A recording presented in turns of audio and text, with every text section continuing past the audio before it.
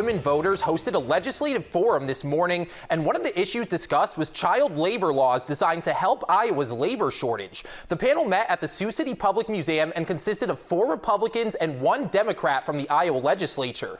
The bill would allow 16 to 17-year-olds to serve alcohol on the premises of a business with written consent of a parent or legal guardian. It would also allow kids under the age of 16 to work until 9 p.m. instead of having to leave by 7 p.m. Those hours could be extended until 11 p.m. in the summer months. Rocky DeWitt, a Republican for Senate District 1, believes it's too early in the process for him to have a fully formed opinion.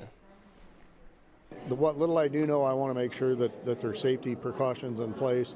There's some things of the bill I'm just going to have to disagree with because of the age or the responsibility of what they're trying to get done.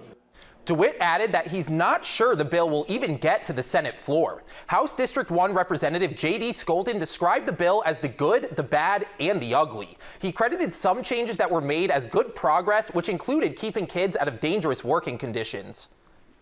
I'm opposed to this bill, and I think, you know, a lot of this, I mean, I can't believe we're talking about child labor when we should be talking about like workforce development. We should be talking about incentivizing, bringing in people into the state to fill these jobs.